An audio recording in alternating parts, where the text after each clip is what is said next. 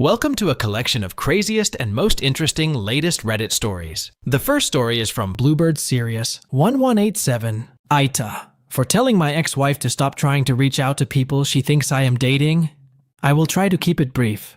I told my ex the way I did because I was not going to change my mind. I know she was excited to have children and start a family as was I, but life had different plans.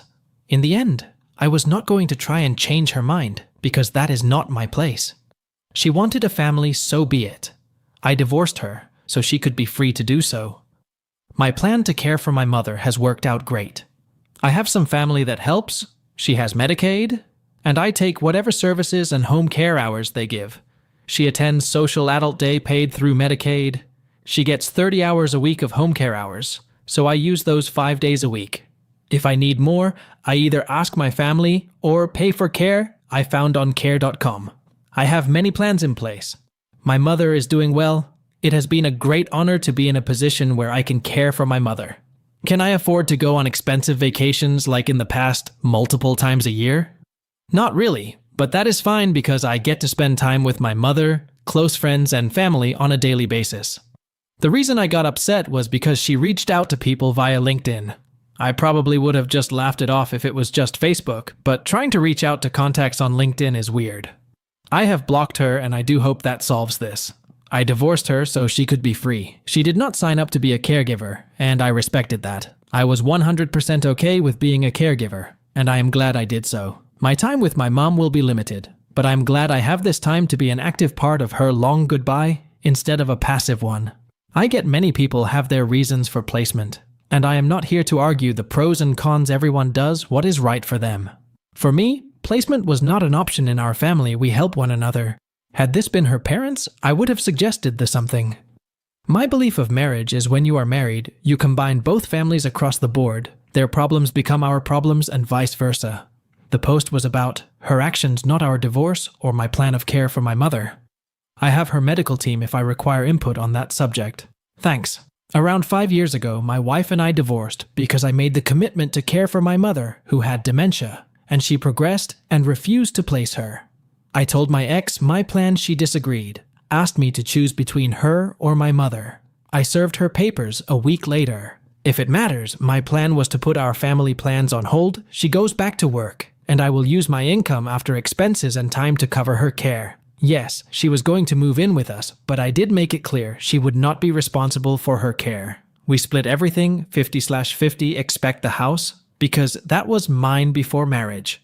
She got a year's worth of spousal support because at the time she was not working, because at that time we planned to start a family, but my mom got worse. She was capable of working, and because we had no kids, she was awarded limited support. So it appears she has reached out to people she thinks I am dating via social media. A friend of mine who she reached out told me about it, so I reached out to my ex and told her off. She acts like it is her duty to warn people that I am a mama's boy. AITA? In hindsight, I felt maybe I should have just ignored it. I agree I could have handled my mother's situations better, but our family has always cared for our elders in the home with family support. I did not ask or expect her to get physically involved. No, I am not dating. Between work and my mom, my hands are full, and that is fine by me. Just don't like that she is randomly reaching out to contents via social media like Facebook and LinkedIn.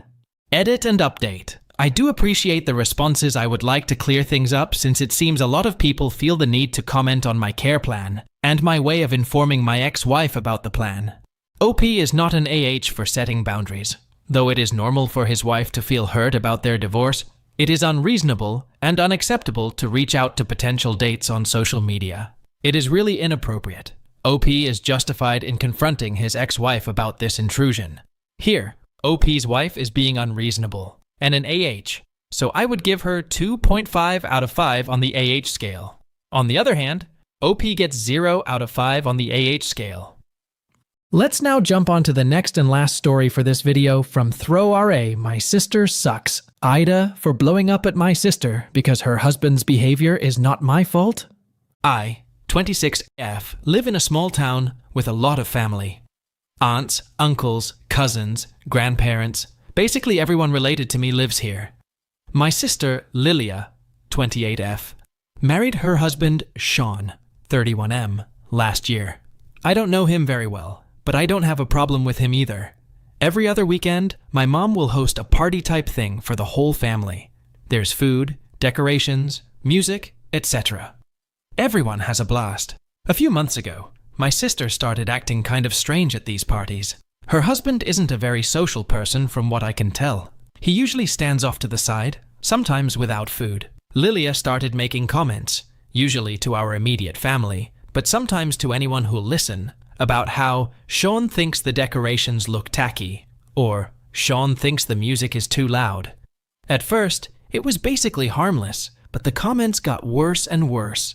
She started saying things like that outside of family parties too. The weekend before last, she made small talk for a while before saying, Sean doesn't look like he's having a good time. I don't think he likes the food very much. I can't really blame him. We don't usually eat at low-class restaurants like yours. Her comments always pissed me off, but this pushed me pretty hard. My mom works really hard to make delicious food for these parties. She's a chef at Olive Garden. I guess my mom could tell I was getting upset, so she pulled me aside and told me not to say anything to Lilia, that it wasn't a big deal, stuff like that. I respected her wishes, even though I really wanted to stand up for her.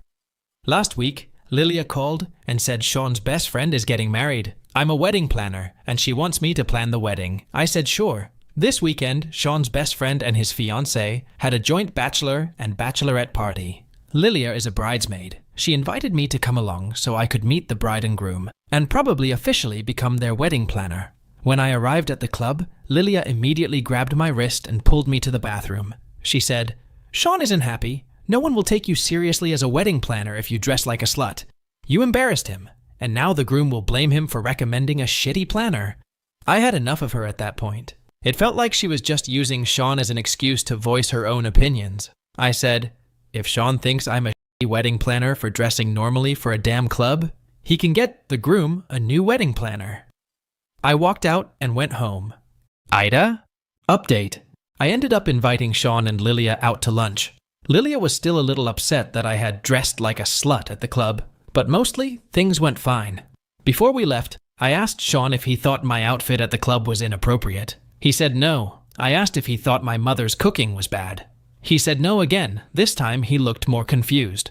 Before I could ask him about another comment, Lilia grabbed his arm and pulled him up. She said they had to go. Sean looked even more confused and told Lilia he wanted to hear what I was going to ask next.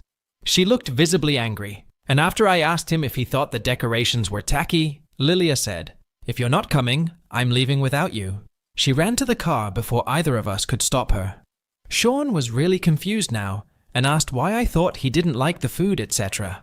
I told him the whole story of how Lilia was telling me and my immediate family he was saying rude things. He looked completely shocked now. He said he never said any of those things and that he thinks the parties are wonderful. He explained he's just a little antisocial and gets nervous around people he doesn't know well, which I totally get. He apologized if anything he did was offensive, but I said there was no need for an apology. I gave him a ride home. Lilia took off with their car. When we got there, my sister's car wasn't in the driveway. I went to my mom's house next to drop off some stuff I had for her in the car. When I got there, Lilia's car was parked outside. She was sitting at the dining table crying, and my mom was doing her best to comfort her. When my sister saw me, she started crying even harder. I sat down and waited until she could calm down. When she finally did, I gently asked why she was saying all those things. Lilia said, I don't know. To make you hate him, I guess. My mom asked why she wanted us to hate him. She kept replying to our questions with, I don't know, before admitting the truth. She said she'd been feeling jealous since our brother Eric got married. She felt like he was getting all the attention, especially when his wife announced her pregnancy. She also said Eric was always the golden child growing up, and she wanted people to notice her just this once. I never thought he was the golden child. In fact, Lilia seemed to be favored over him, but maybe I was too wrapped up in my own stuff to notice. My sister decided to stir up some drama to get the attention back on her. She used Sean because no one in the family knew him very well, and it was easy because he doesn't interact with a lot of people. She claims she wanted the attention so badly, even if it was negative. She wanted to see how far we'd let her go before one of us snapped. After a long talk, She promised never to do anything like this again, and admitted she mostly did all this out of resentment toward Eric for always stealing the spotlight. My mom promised to pay more attention to her, and she apologized if she ever made Lilia feel like Eric was better than her. We all hugged it out. Earlier tonight, Lilia called me and said she and Sean were going to try couples therapy, and she was going to get individual therapy for herself. I said I was happy for her, and she can come to me if she ever needs anything. I guess that's it. OP is not an AH for blowing up at her sister, who is jealous of her and has been making negative comments about her, which were hurtful and disrespectful. OP has every right to defend herself and her family's efforts. As for scores, I would rate OP 0 and OP's sister 1.5 out of 5 on the AH scale.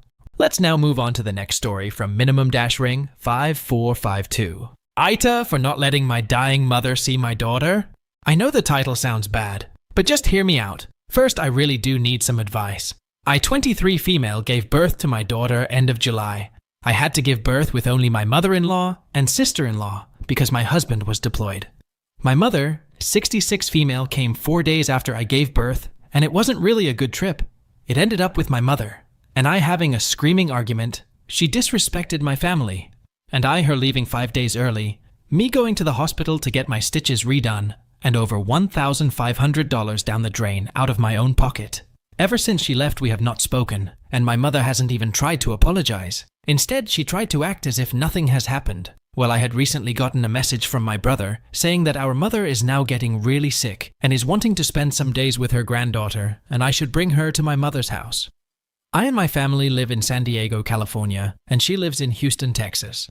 I explained to him that I had taken the disrespect and verbal abuse all my life when I was under her roof and financially dependent on my parents, but I have been financially free of them for 5 years and married for 2.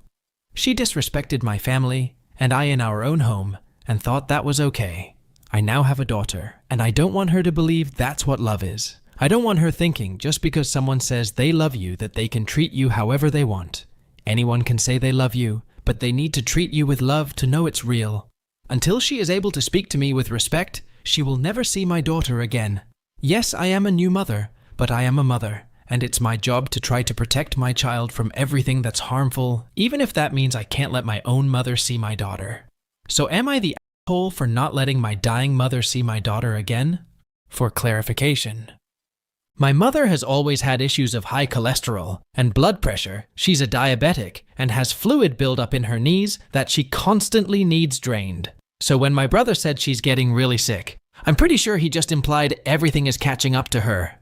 Over $1,500 down the drain was not on stitches, it was $350 extra for running the AC while leaving all the windows open so she could still feel the summer warmth, $500 on new groceries because she threw away almost everything, even though I had gone shopping right before I gave birth, $300 for breaking my cabinet, and that's what my complex charged me.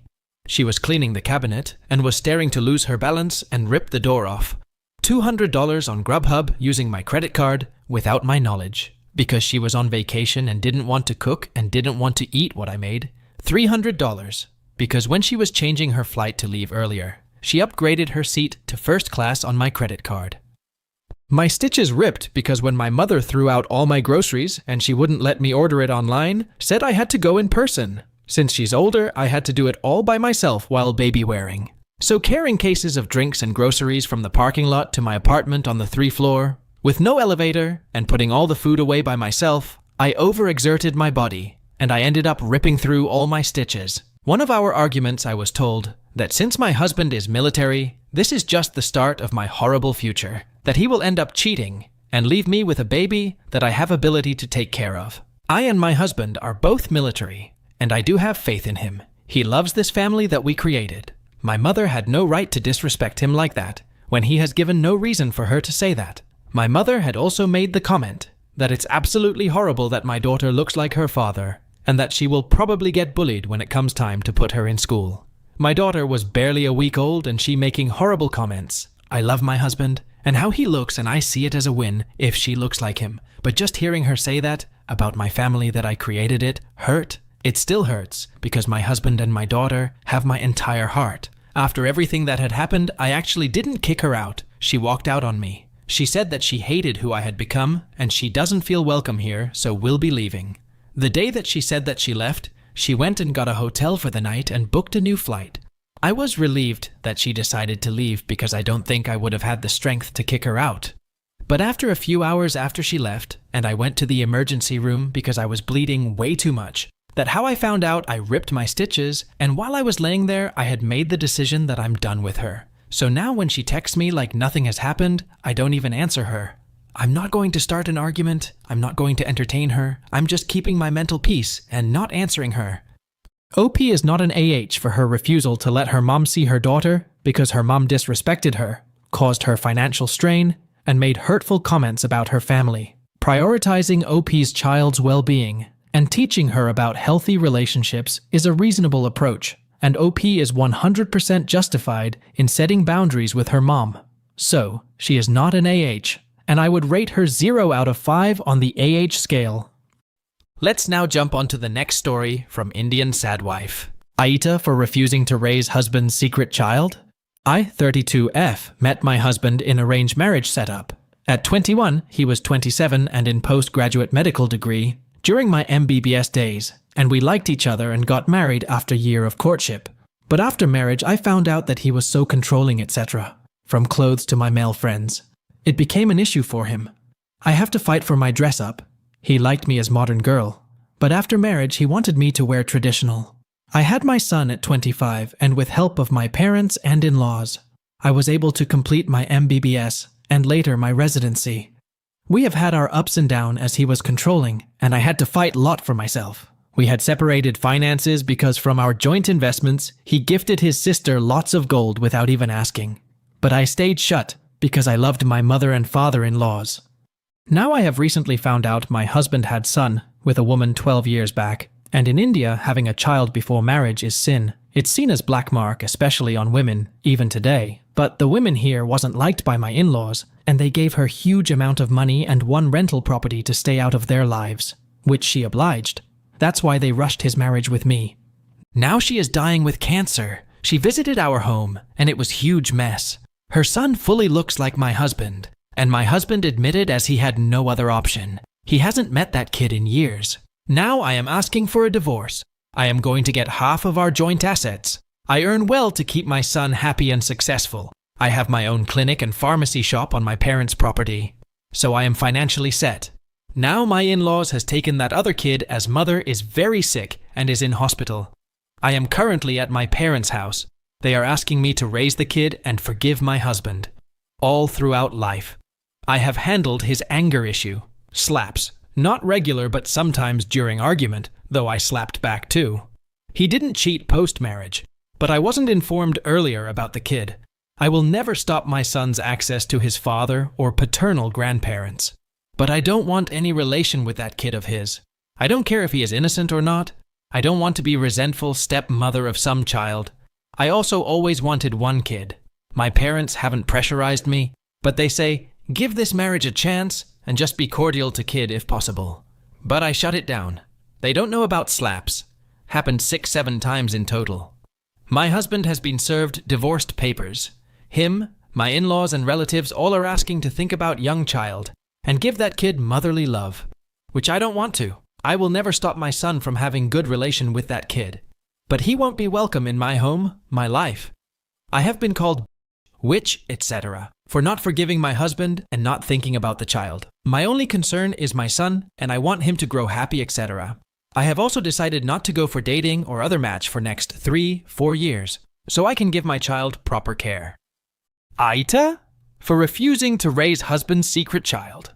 OP is not an AH for refusing to raise her husband's secret child. She has valid reasons, including her husband's controlling behavior, past abuse, and the lack of transparency about the child's existence. Her primary concern is her own son's well-being, and it's reasonable for her to set boundaries regarding her relationship with her husband's child. So, OP is not an AH, and I would rate her 0 out of 5 on the AH scale, and OP's husband 2.5. Let's now jump onto the next story from Starting to Savvy. You make me do all the science fair project. I'll throw you under the metaphorical bus. TL, DR, Jerk group mates did little to no work, and I threw them under the bus by directing my teacher's attention to them. So this is a bit of a read, perdoname. Also, I tried posting this on Petty Revenge, but it didn't work, so please tell me if what I did was petty or pro-revenge here. Cast. Pathological liar. Sheep boy. Amazing teacher. Me as starting to save. So this story happened when I was in 7th grade. During that time, the school district had all students participate in a mandatory annual science fair, from elementary school up to the end of middle school. The idea was to get students interested in STEM, science, technology, engineering, and math, fields, and occupations. After participating in science fairs for 6 years, I was used to the usual rigmarole that a science fair project entailed. I come up with some, hopefully unique, project ideas. Most likely the very original electricity from a potato project. I make a hypothesis, collect data, pay the school or Home Depot $10, $20 for a science fair board, tape up charts and diagrams to the board the night before presenting, and then rinse and repeat for the next year. However, this year my class was doing things a little differently. My class had the honor of being the first to be selected to participate in a virtual science fair. So basically we were voluntold. No one in our section of the district at that time did a virtual science fair before, so we were signed up as guinea pigs to test it out. If that wasn't good enough, my class also had to promote healthy collaboration amongst students, so we were assigned to do projects in a group. Now I hate group work. I always got the short end of the stick in a group. Either my group gets stuck with someone that skimps out on work and the other group members, and I have to cover their portion, or everyone in the group except me avoids work like the plague, and no matter how much I urge them to participate, I eventually have to do all the work myself to maintain my precious grades. I was a straight A student at the time, so any group work assigned to me was a threat to my grade and my sanity. If I ever got less than an A on any assignment, my mother would ask me, "Why didn't you get an A? Sonny boy, do you need help at school?" It drove me insane since I wasn't failing. Anyways, the online science fair was pretty simple. As a group, we were assigned access to a group science fair board that we could fill out with our results, figures, hypothesis, etc. We were to have certain parts of the project, like the discussion done by particular dates, to get points towards our grade. The overall project was due in 2 months, and then we were to give a presentation. Amazing teacher was brilliant. She wanted us to record our project progress in a composition book in tandem with the online portion, which she would review during our presentation in 2 months. I believe this was to help us keep track of notes, in case we forgot to log them into the computer later. But it was used by me as a tool in my revenge. I was paired with Pathological Liar and Sheep Boy, who I was kind of friends with. We brainstormed and settled on testing the performance of an individual in exercise before and after they drink an energy drink. This was in part influenced by Monster Energy Drink just becoming popular and Sheep Boy parents getting a new home gym. I thought it was great since I was playing football at the time and wanted to work out more. Also, Pathological Liar, Sheep Boy, and I literally shared every class together and lived within a mile of each other, so it would be super easy to communicate. However, Sheep Boy and Pathological Liar never seemed to want to talk about the project. After 2 weeks of radio silence from Pathological Liar and Sheep Boy, I finally corralled them in one place and suggested we meet up at Sheep Boy's house that weekend to start the project. On the day of the meetup, Sheep Boy's mom had to go grocery shopping or something, so Sheep Boy was out. Undaunted, I told Pathological Liar it'd be fine if we work at my house and researched other studies on it to get the ball rolling. But Pathological Liar never showed up that day. So I decided to confront him on our walk home from school the next day. Oh my god, if you heard what came out of this boy's mouth as an excuse. While we were literally within spitting distance of my house, Pathological Liar said he couldn't come over yesterday or today because his grandparents had gotten into a plane crash. I was flabbergasted and exclaimed, "What? Really? But I didn't see anything on the news about a plane crash." Pathological Liar responded indignantly, "Plane crashes happen all the time, starting to say they're not all going to get reported on. Their plane struck another plane on the tarmac and then rolled over and snapped off both wings." Me, insert, surprised Pikachu face. OMG, I'm so sorry. Did they die? PL. What? No, why would they die, idiot? Anyways, I can't do the project this week. See, yeah, this little turd then ran home. After I got home and deduced that he just fed me a sack of crap, I just said whatever and filed out the preliminary sections of the project and wrote notes in the composition book to at least ensure we had something to turn in next week. I was willing to give the group a second chance, because maybe their busy middle school lives were swamped.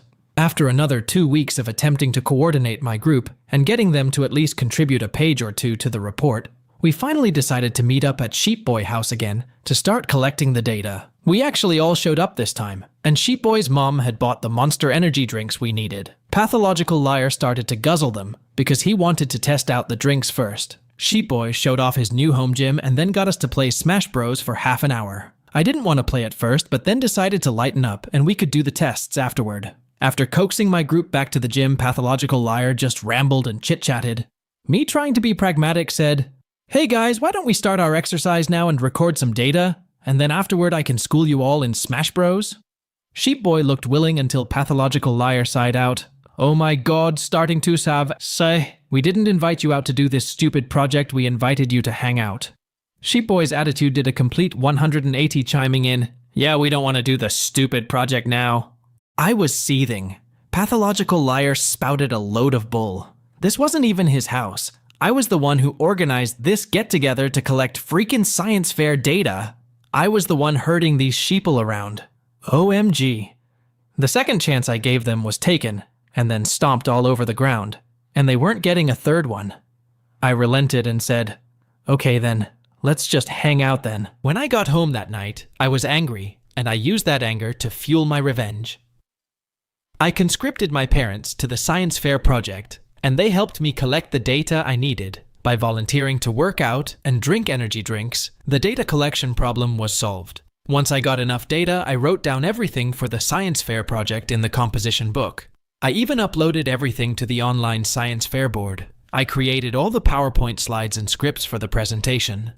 Over the next few weeks leading up to the presentation, Sheep Boy and Pathological Liar didn't even ask about the science fair project. They had no intention of doing any of the work. Although my anger fueled me to get the project done, I wasn't finished. I did the pettiest thing I could think of, and signed a corner of the composition book with starting to say did all the work. I knew that Amazing Teacher would be checking our composition books while we were presenting the project, and I couldn't wait to see how Pathological Liar would try to weasel out of this one. On the day of the presentation, Pathological Liar and Sheep Boy were nervously fidgeting at their desks because they didn't have anything prepared. I strolled in and told them to relax since I made a PowerPoint. They relaxed, not knowing how stupid they were going to look while presenting. Oh, how dumb they looked when we started presenting to the whole class. I had already memorized the slides and my script, and was effortlessly strolling around the room, making eye contact, and delivering a killer speech on the science fair project. Pathological Liar and Sheep Boy just read off the slides with deadpan expressions with their hands in their pants, not moving an inch. I was relishing this, all the while gleefully peeking to the back of the classroom, where Amazing Teacher was reading through our composition book. Amazing Teacher would stop our presentation every once in a while to ask questions and compare with what was written down in the book. But once the bomb dropped, my blood ran cool with maniacal glee. I saw AT stop and read a corner of the book. She then read it out loud, starting to say did all the work. I felt Pathological Liar and Sheep Boy grow cold next to me. PL, that cunning fox, stammered out, "Well, yeah, he worked on that section, miss." Amazing Teacher brought her glasses down to the tip of her nose and stared at Pathological Liar over the rims and coolly stated, "So you're telling me that starting to Sav was just signing his part of the composition book and that you all wrote in here equally?" Pathological Liar: "Yes, ma'am." Me shrugs. At this point I wavered. I didn't want to feel the social wrath from them or their friends for stepping out and challenging Pathological Liar's lie, so I stayed silent. At least I embarrassed them for a moment. After my crowning achievement of embarrassing Pathological Liar and Sheep Boy, I thought nothing would really come from it, but boy was I wrong. After grades were released for the project, I was totally bummed out that I got a 96%. It wasn't the perfect A that I was hoping for, and knew my mother would be asking me, "Why didn't you get an A+? Why didn't you get a 100%? But then, Sheep Boy and Pathological Liar ran up to me with their eyes wide with terror asking, "What did you get for your grade?" Me? I got a grade. Why? This is how my snarky butt avoided answering questions on my grade. Pathological Liar. Sheep Boy got a 66% and I got a 48%. I was shocked to hear that, and then I figured out that amazing teacher must have interrogated my group mates on the project separately and awarded them the grades they deserved. OMG, my petty revenge tanked their grades. The science fair project was alone 25% of our total grades that year. I was so grateful that amazing teacher saw my frustration and punished them. Edit. Wow, this post blew up something fierce. Thank you all for reading a story of mine. I especially thank everyone for the constructive feedback on my story writing, as well as underlining the finer aspects of revenge. I will use them in the next posts I put up here. The revenge was perfect and deeply satisfying. On one hand, OP avoided direct confrontation with his classmates. On the other hand, he conveyed to his teacher that he was the one who had done all the work, which resulted in OP's classmates losing their grades and jeopardizing their overall grades. The revenge was cool and satisfying. What do the Mac Reddit fans think? Is the OP an AH or not? Let me know in the comment section below.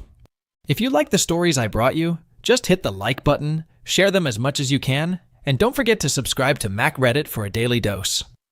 Bye bye, see you tomorrow with some more spicy fries.